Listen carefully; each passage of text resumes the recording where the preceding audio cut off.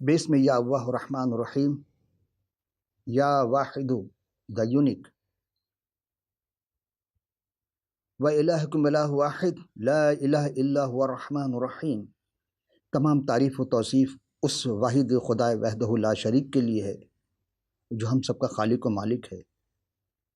بلکہ پوری کائنات کا وہ خالق بھی ہے، مالک بھی ہے، اور اس جیسا کوئی واحد نہیں ہے. عزیزان محترم، ہم جب غور کرتے ہیں تو جتنے بھی ادیان جو الہی ادیان کہلاتے ہیں، جو پروردگار عالم کی جانب سے ہے، وہ سب خدا کو، رب العالمین کو ایک مانتے ہیں، واحد مانتے ہیں. واحد دراصل یہ عبرانی زبان سے آیا ہے، اخاد سے نکلا یہ، اور اسی سے احد یعنی ایک، اور عربی زبان جب آیا تو یہ احد بھی ہے اور واحد بھی ہے. لیکن آج ہم جس عنوان کا ذکر کرنے جا رہے ہیں وہ ہے واحد. آئیے حقیقی عرفان مظہر صفات خداوندی میں یعنی اسماء الحسنہ، جو مسلسل یہ گفتگو ہماری جاری و ساری ہے، آج ہم جس اسم کے لیے ذکر کرنے جا رہے ہیں، سیکھتے ہیں، بلکہ دعا کرتے ہیں رب العالمین سے خداوند آپ سب کو برکت اور اپنے فیوز سے فیضیاب کرے. اور وہ بات ہم سیکھیں گے آج کہ واقعی خدا واحد ہے کہ نہیں. اگر ہے تو پھر بے شمار کن لوگوں نے دعویٰ کیا، وہ غیر الہامی لوگ تھے، چونکہ جو الہامی الہی کو تسلیم کرتے ہیں وہ واحد کو مانتے ہیں. اور یہی نہیں بلکہ کچھ لوگ ہیں جو تمام ادیان جو الہی ادیان کہلاتے ہیں وہ خدا کو واحد مانتے، لیکن کثرت کے ساتھ، کثرت بھی کہتے ہیں کہ کثرت میں ہے واحد. یہ اہل کتاب میں بھی اور اہل اسلام میں بھی، یہود کے ہاں بھی جو توریت کی تعلیم تھی یا دوسری تمام کتابیں جو ہیں آسمانی صحائف، اس کی بھی تعلیم میں بھی یہی ہے کہ وہ سب کے سب وحدانیت میں کثرت کو مانتے ہیں. اور یہی وجہ ہے کہ آپ دیکھیں گے جو لوگ پیری مریدی والے ہیں، یعنی جن کے ہاں تسلسل ہے، سلسلے سلاسل والے ہیں، وہ بھی اسی چیز کو مانتے ہیں کہ ہاں واحد ہے لیکن کثرت میں ہے. یہ ہم جب پیری مریدی کا کوئی ایک پروگرام ہوگا اس میں ہم آپ کو اس کی تفصیل بتائیں گے. لیکن آج واحد کا جو تذکرہ کرنے جا رہے ہیں، اسماء الحسنہ میں پورے قرآن شریف میں 25 مقام پر، اور اس میں کتاب مقدس میں 7 مقام پر ہے. فیروز اللغات کے مطابق صفحہ 1400 میں واحد کے لغوی معنی ہیں، یعنی عربی، اردو اور فارسی تینوں میں واحد جو استعمال کیا گیا ہے وہ ہے صفت کے طور پر استعمال ہوا ہے، بطور صفت، اسم نہیں، صفت کے طور پر ہے. ایک، مفرد، فرد، یکتا، یگانہ، اکیلا،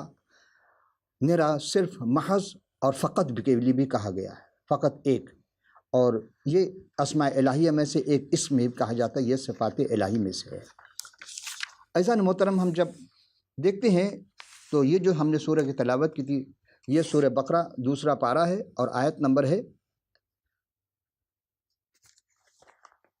163. لیکن جب ہم غور کرتے ہیں تو ترتیب کے اعتبار سے آج جو ہمارے سامنے قرآن شریف ہے اس میں یہ 2 نمبر سورہ پہ ہے، لیکن جب نزول بتاتے ہیں تو 87 نمبر کا سورہ ہے. تو یہ ترتیب ہماری سمجھ میں نہیں ہے کہ پھر کیسے ہو گئی. سورہ نمبر 87 ہے ترتیب نزولی، اور جب یہاں دیکھتے ہیں قرآن جو ترتیب آج ہمارے سامنے ہے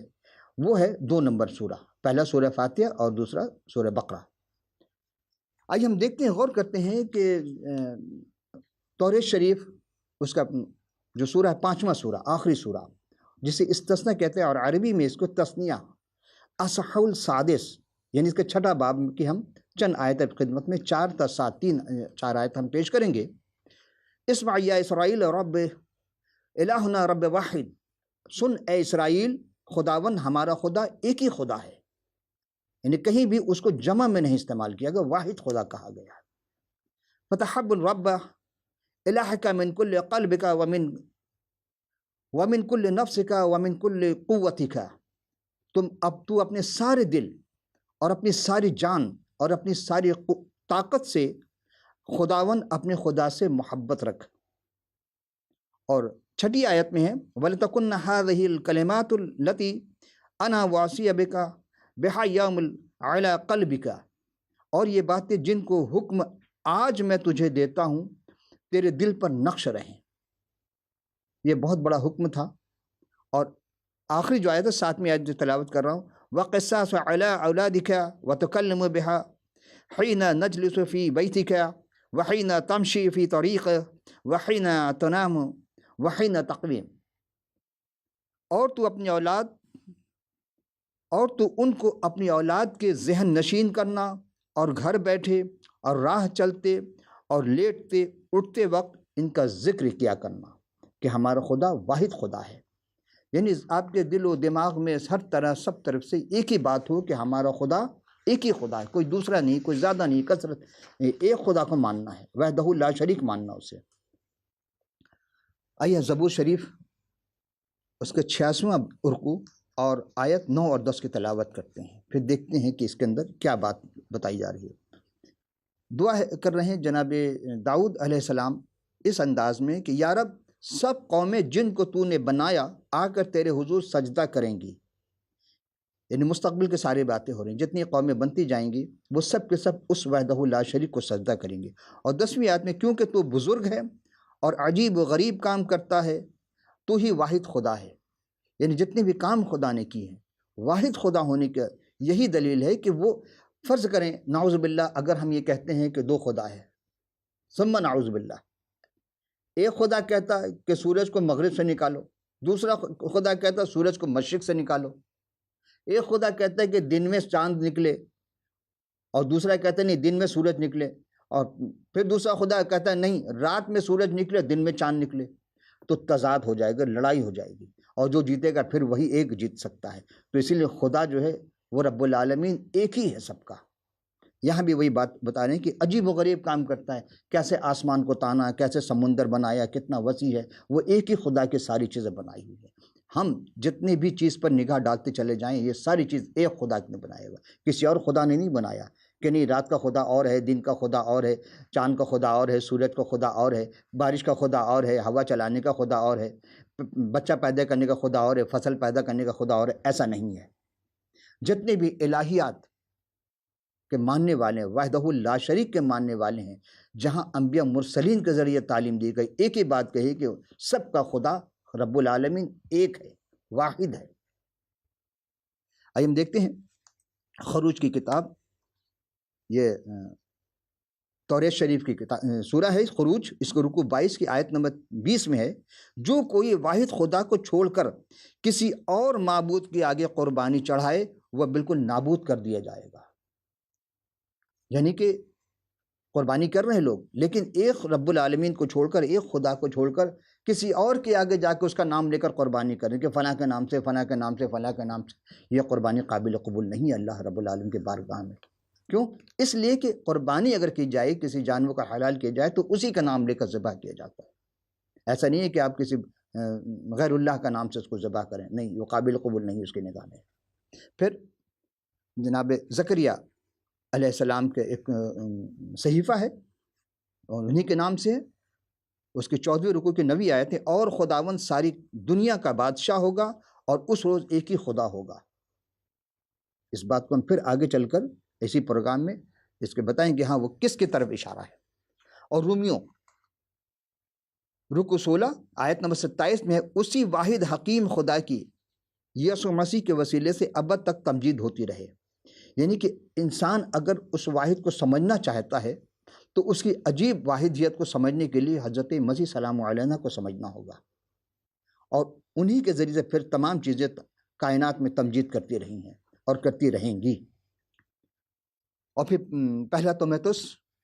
اور اس کے پہلی رکوع کی 17ویں آیت میں ہے، اب ازلی بادشاہ یعنی غیر فانی نادیدہ واحد خدا کی عزت اور تمجید ابدالآباد ہوتی رہے۔ چونکہ خدا جو ہے وہ غیر فانی ہے، باقی ساری چیزیں فانی ہیں۔ انسان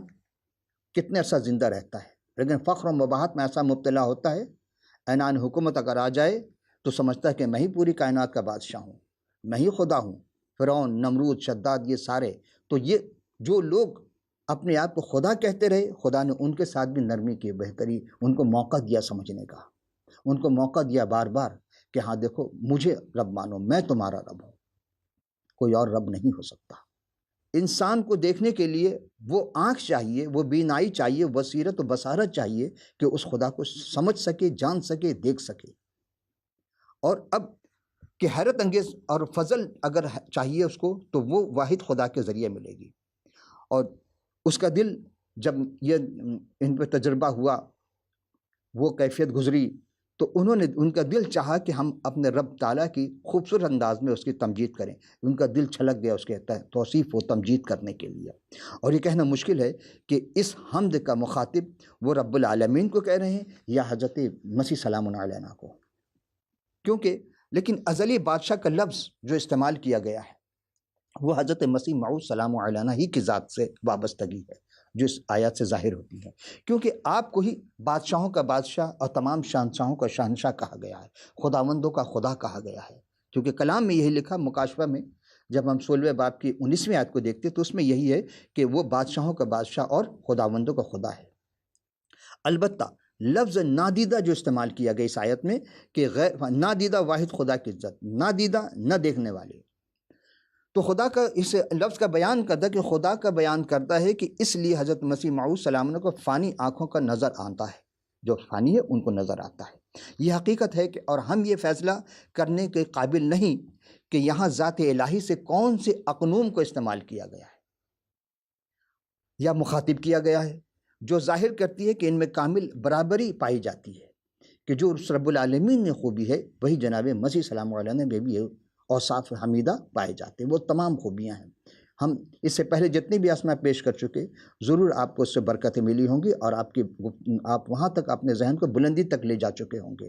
یہاں بھی آپ سے غور طلب گفتگو ہو رہی ہے کہ ازلی بادشاہ کے بارے میں کیا ہے کہ پہلے تو کہا گیا کہ وہ غیر فانی ہے، مطلب یہ ہے کہ لازوال ہے، اس کو فنا نہیں ہے. کیا ہے پھر؟ اور اپنے جوہر میں خدا نادیدہ بھی ہے. ہم کہتے ہیں اللہ ہر جگہ موجود ہے، کیا ہمیں نظر آتا ہے؟ قرآن نے بھی کہا نحن اقرب الیہ من حبل الورید، ہم تو تمہارے شاعرک سے زیادہ قریب ہیں. تو پھر اور ہم جب پرانے عہد نامے میں دیکھتے ہیں، اس زمانے کے جو لوگ تھے خود پروردگار عالم ظہور میں نظر آتے تھے، کلام کرتے تھے. حضرت آدم علیہ السلام سے کلام کیا ظہور میں، حضرت موسیٰ علیہ السلام سے آ کے کلام کیا، حضرت ابراہیم علیہ السلام سے کلام کیا، خود رب العالمین ان سے کلام کیا کرتے تھے. اور حضرت مسیح موعود سلام علیہ نے واحد رب تعالیٰ کو ہم پر دیدنی یعنی صورت کامل کے طور پر آ کر کے ظاہر کیا، مگر یہ حقیقت اپنی جگہ کہ قائم ہے کہ خود رب تعالیٰ انسانی آنکھوں کے لیے نادیدہ ہے، انسانی آنکھ نہیں دیکھ سکتی. تو اس نے پھر کیا کیا؟ پھر اس رب العالمین نے ہم انسانوں کے لیے ایک کام ایسا کیا جو ازل سے اس کا کام تھا کہ ہمیں دکھائے، جس کو میں نے پہلے بھی ایک شعر کہا تھا علامہ اقبال کا کہ کبھی آئی حقیقت منتظر نظر آ لباس مجاز میں کہ ہزاروں سجدے تڑپ رہے ہیں میری جبین نیاز میں. تو رب العالمین نے کیا کہ وہ واحد خدا ہے کہ اس نے کیا کیا کہ کیونکہ اس کے علاوہ کوئی خدا نہیں ہے ہی نہیں، تصور کریں کچھ بھی کر لیں آ ہی نہیں سکتا وہ خدا. تو جس کی عزت کی جائے اور ہمیشہ اسی واحد خدا تعالیٰ کی حمد و ستائش ہوتی رہیں گی، یہ ہے اس کا لب الباب. اور اس شکل میں یعنی کیونکہ کلمت اللہ ہی آ کر کے ہمیں وہ ہر چیز کے بارے میں بتایا، وہ روح اللہ ہی آ کر کے پروردگار عالم کو ہر اس جلوہ نمائی کو ظاہر کیا. چونکہ جب آپ غور کریں گے، ہم جب عہد کے بارے میں کریں گے تو وہاں ہم ایک اور چیز آپ کی خدمت پیش، اس اسماء کو بھی آپ دیکھیے گا ضرور. اور ہم پہلے تیموتھیوس اور اس کے 6 رکوع کی 15ویں آیت کے ہم جانب چلیں گے اور غور کریں گے کہ ہاں مناسب وقت میں کیا باتیں ہو سکتی ہیں. آیت یہ ہے کہ جسے وہ مناسب وقت پر نمایاں کرے گا، جو مبارک اور واحد حاکم، بادشاہوں کا بادشاہ اور خداوند کا خدا ہے. دراصل کتاب مقدس کے علماء اس بات پر متفق ہیں کہ اس آیت سے پہلے جو آیت ہے، اگلی آیت آئے گی، یعنی جو اسماء ضمیر کے لیے استعمال کیا گیا، اسماء میں ضمیر کے طور استعمال ہوا، وہ خدا تعالیٰ بطور جس کو اس زمانے میں پہلے زمانے میں جو لوگ تھے وہ رب العالمین کو ابا، جس کو ہم آج اردو میں باپ کہتے ہیں، وہ کہہ کر پکارا کرتے تھے. اور اسی طرح اس آیت کے یعنی 15ویں میں اس کا عمیق مطالعہ کرنے سے کیا جائے تو ایسا معلوم ہوتا ہے کہ مسیح موعود سلام علیہ کو پروردگار عالم نے اپنا قائم مقام بنا کر بھیجا تھا. اور مکاشفہ کے 17ویں باب کے 14 سے 10ویں آیت میں اس کی تفصیل مل سکتی ہے جب ہم مطالعہ کریں گے. اس لیے ہم آپ سے بار بار یہی گزارش کرتے ہیں کہ آپ کتاب مقدس کا ضرور مطالعہ کیجیے. جب تک مطالعہ نہیں کریں گے، سنی یہ بات حقیقت پر مبنی نہیں ہوتی ہے. بلکہ دیکھی ہوئی بات، چونکہ جب آپ دیکھیں گے اور سنیں گے تو آپ کا ذہن زیادہ کام کرے گا، اور پھر آپ کو جب اس کی حقیقت کا پتہ چلے گا تو آپ کے ایمان میں اضافہ ہوتا چلا جائے گا، ورنہ ہم مقید ہو کر رہ جائیں گے۔ اور خدا چاہتا ہے کہ ہم مقید نہ ہوں بلکہ آزادانہ طور پر خود فیصلہ کریں کہ ہمیں کیا کرنا ہے، اس کو واحد ماننا ہے یا کہ نہیں ماننا۔ واحد تو مان رہے ہیں، لیکن کیا اس حیثیت سے مان رہے جس حیثیت سے رب العالمین ہمیں بتانا چاہتے ہیں؟ تو آئیے دیکھتے ہیں کہ 15ویں اس میں کیا ہے کہ 10 بادشاہتوں کی یہ سلطنت کے دور کے بعد حضرت مسیح موعود سلام علیہ کے زمین پر واپس آنے پر آپ کے خلاف جنگ کرتی ہے، لیکن اس جنگ میں اس کو شکست فاش ہوئی، اور حضرت مسیح موعود سلام علیہ اگرچہ برہ ہیں مگر پھر بھی خداوند کا خدا اور بادشاہوں کا بادشاہ بھی ہیں۔ یہ وہ گفتگو ہے عزیزان محترم جو سوائے عارف کے کوئی نہیں سمجھ سکتا، اور عارف کے لیے اسی لیے ہم نے کہا کہ عام آدمی اس بات کو سمجھ سکے وہ بھید جو رب العالمین کے کلام میں ہے، وابستگی ہے وہ ذات اقدس کے ساتھ، جو پروردگار مقدس ہے وہ بھی مقدس ہے۔ رب تعالیٰ کو کوئی باپ نہیں، جناب مسیح کا بھی کوئی باپ آپ کو ظاہر نہیں آئے گا، لیکن ہم جب اس کے راز کو، اس بھید کو، اس مخفی بات کو جب واضح کریں گے تو پھر کہیں بات سمجھ میں آئے گی۔ ایک جملہ میں اگر آپ سے عرض کرنا چاہوں کہ ایک جملہ ہے کہ اگر تحریر میں ہو کہ آپ لاہور جائیں گے، کیا یہ بات واضح ہو سکتی ہے کہ ہم آپ سے سوال کر رہے ہیں، طنز کر رہے ہیں، یا آپ کو جواب دے رہے ہیں، یا آپ کو حکم دے رہے ہیں؟ نہیں، کبھی بھی نہیں سمجھ پائیں گے۔ لکھا ہوا آپ لاہور جائیں گے، یا آپ امریکہ جائیں گے، یا آپ کسی اور ملک میں جائیں گے، تو کیا مطلب اس کا؟ جب تک کسی لفظ پر میں زور نہ دوں نہیں سمجھ میں آئے گی۔ تحریر اور گفتگو میں، کلام میں یہی فرق ہے کہ نکلے ہوئے الفاظ کے انداز بیانی بتائیں گے وہ حکم ہے، طنز ہے، سوال ہے، کیا ہے۔ مثلا اب میں آپ سے پوچھ رہا ہوں بڑی معذرت کے ساتھ، آپ لاہور جائیں گے؟ اب سوچیں الفاظ کیا ہیں، یہ سوال کیا ہم نے، طنز کیا، یا حکم دے رہا ہوں؟ اگر میں کہوں آپ لاہور جائیں گے تو جس چیز پر زور ہوگا اس کا مطلب میں آپ سے التماس کر رہا ہوں یا حکم دے رہا ہوں کہ آپ لاہور جائیں گے یا آپ امریکہ جائیں گے۔ اور اسی جملے، اسی لفظ کو، اسی جملے کو اگر میں اس طرح کہوں آپ لاہور جائیں گے، یہ طنز ہو جائے گا۔ خدا نخواستہ یہ منشا نہیں ہے۔ کلام خدا کو جب ایک انسان، عام انسان، ایک گناہ گار انسان کی بات سمجھ میں نہیں آتی تو پھر آپ سوچیں کہ ہم کلام خدا کو کیسے، اس کی معرفت حاصل کیے بغیر کیسے سمجھ سکتے ہیں؟ تو حقیقی عرفان کا مقصد یہ ہے کہ آپ حقیقت کو سمجھنے کی کوشش کریں گے۔ پروردگار آپ کو خوب برکت دے۔ ہم آگے چلتے ہیں کہ جب مثال کے طور پر ہم دیکھتے ہیں پھر خداوند خدا اور بادشاہوں کا بادشاہ بھی ہے، آپ کے بلائے ہوئوں کو یعنی پیروکاروں کو، پیرووں کو برگزیدہ اور وفادار کا نام دیا گیا ہے۔ تو اب بات بالکل یعنی واضح ہو جاتی ہے کہ فی الواقع یعنی آپ ہی جناب مسیح موعود سلام علیہ کو بادشاہوں کا بادشاہ اور خداوندوں کا خدا کہا گیا۔ واحد آپ ہیں جنہوں نے، ہم معجزات کی طرف نہیں جائے لیکن آپ کو اشارہ کرتے چل رہے ہیں کہ آپ کے سوا کسی نے بھی نابیناؤں کو بینائی عطا نہیں کی، مادہ ذات نابینا کی، جس کی آنکھیں نہیں تھی، آپ نے دی کہ نہیں دی، یہ واحد کام کر سکتے تھے۔ واحد آپ ہستی دنیا میں آئے جو روح اللہ کہلائے۔ روح اللہ کوئی اور نہیں کہلا سکا، اور نہ کوئی روح اللہ کہلا سکتا ہے۔ کلمت اللہ کوئی نہیں کہلا سکا، لیکن آپ ہی ہیں جو واحد کلمت اللہ ہے۔ تو یہی چیز کہ جب ہم اسی 16ویں آیت میں خاص طور پر پروردگار جامع جو اشارہ ملتا ہے وہ ہے کہ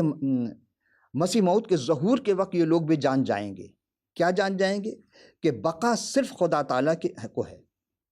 فنا اور بقا یہ دو لفظ الگ ہیں۔ پوری خلقت فنا ہو جائے گی لیکن خدا تعالیٰ کو بقا ہے۔ اور بقائیت کی منزل پر ہم ایک گفتگو کر چکے تھے، لیکن اس میں ہم نے تھوڑی سی اس گفتگو میں واضح طور پر نہیں پیش کر سکے وقت کی کمی کے باعث۔ ابھی ہم آپ کی خدمت پیش کر رہے ہیں کہ بقا صرف پروردگار عالم کو ہے، اور اس کو بقا ہے جس کے اندر یہ خوبی ہے، جو دوبارہ اس روئے زمین پر آئے اور آنے کے بعد صعود سماوی ہو گئے۔ کب ہوئے؟ جب آپ کو مصلوب کر دیا گیا اور آپ آسمان پر چلے گئے، لیکن دوبارہ آئیں گے تو اب آپ کو موت نہیں ہوگی، بلکہ جو بھی آپ پر ایمان لائے گا اس کو بھی دوبارہ موت واقع نہیں ہوگی۔ یہی چیز ہے کہ بقا صرف خدا تعالیٰ کے لیے، جس کو موت نہیں ہے، مطلب یہ ہے کہ خدا تعالیٰ واحد ہستی ہے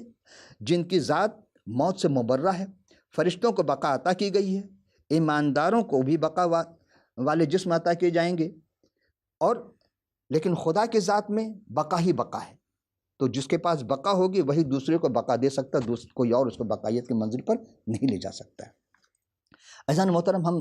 اسی زمرے میں جو گفتگو کر رہے تھے آپ سے کہ قرب قیامت کی بات، قرب قیامت میں جناب مسیح سلام علیہ جب آئیں گے تو کیا ہوگا؟ آپ کی بادشاہی ہوگی، عدالت کے لیے آئیں گے، اور اس دنیا میں واپس جب آپ جلوہ فرمائیں گے تو لوگ خود جان جائیں گے جو مبارک ہیں اور واحد حاکم ہیں، یعنی پوری کائنات کا بظاہر تو پروردگار عالم ہے، لیکن جناب مسیح جب آئیں گے اس وقت حاکمیت آپ کے پاس ہوگی، آپ واحد حاکم ہوں گے۔ اور ایک اور چیز میں آپ سے آج کے زمانے کے بدل کہتا چلوں، ممکن ہے کہ کچھ لوگ اس سے اختلاف کریں گے کہ پوری دنیا میں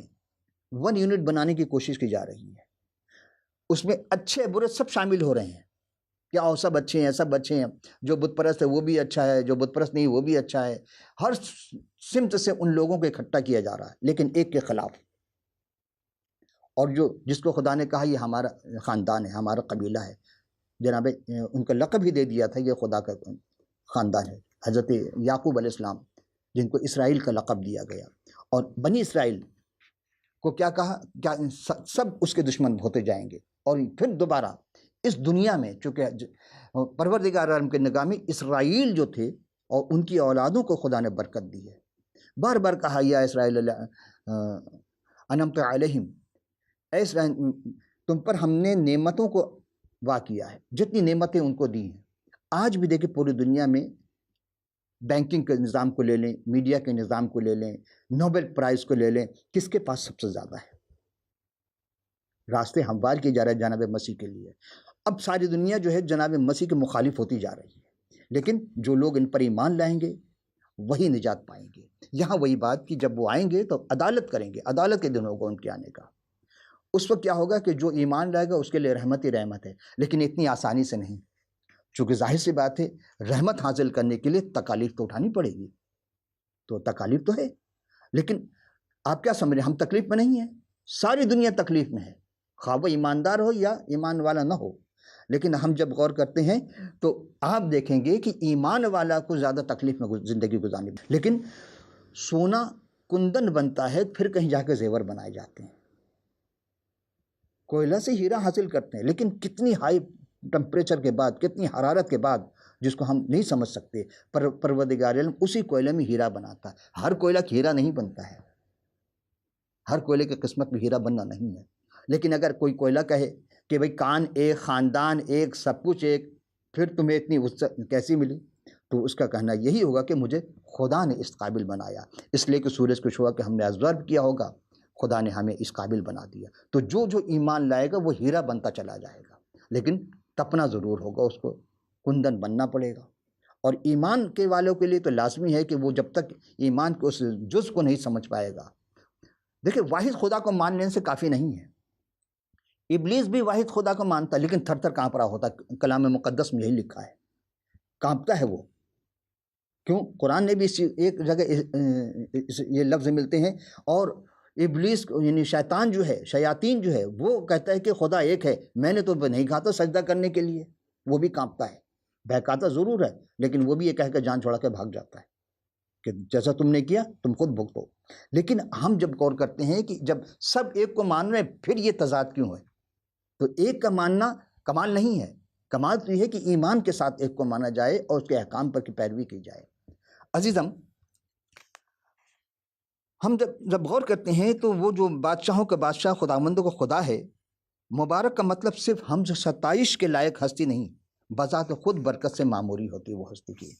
پھر ہم چونکہ خدا واحد تھا، خدا واحد رہے گا، خدا واحد ہے، اور خدا کو واحد مان کر ہی ہم نجات حاصل کر سکتے ہیں، خدا کو واحد مان کر ہم اس کے حضور آ سکتے ہیں۔ اور پھر کیونکہ کچھ لوگ ہیں ایسے جو خدا کے مشن میں داخل ہوئے لیکن وہ ایماندار نہیں ہیں، اس کے لیے ہم یہ آخری آیت، پھر آپ کی زحمت تمام، یہودا اور اس کے پہلی رکوع کی 4 آیت، کیونکہ بعض ایسے شخص چپکے سے ہم میں آ ملے ہیں جن کی سزا کا ذکر قدیم زمانے سے پیشتر سے لکھا گیا، یہ بے دین ہیں اور ہمارے خدا کے فضل کی شہوت پرستی سے بدل ڈالتے ہیں اور ہمارے واحد مالک اور خداوند یسوع مسیح کا انکار کرتے ہیں۔ عزیزو، اس آیہ مبارک پر گفتگو کرنے سے قبل آپ کی خدمت یہ عرض کرتے چلیں کہ یہودا نے کیا کہا کہ واحد خدا تعالیٰ، اصل ارادہ ہے کہ اس خدا تعالیٰ جو ہے جو جلالی ہے اور اس کی نجات بھی جلالی ہے، تو سب ایماندار جو بھی شریک ہوں گے اس خدا تعالیٰ میں کہ اس کو مانیں گے، جافشانی کریں گے، تو ایمان سے مقدسوں کو سونپا جائے گا۔ اور عقیدت، چونکہ ایمان مکمل ہو چکی، عقائد تکمیل ہو چکی، اس میں کوئی اضافہ کی ضرورت نہیں ہے۔ اب کوئی کہے کہ نہیں جی یہ نئی بات ہے، تو نئی بات ہے تو سچی نہیں ہوگی، اور اگر سچی بات ہے تو نہیں ہوگی۔ اسی لیے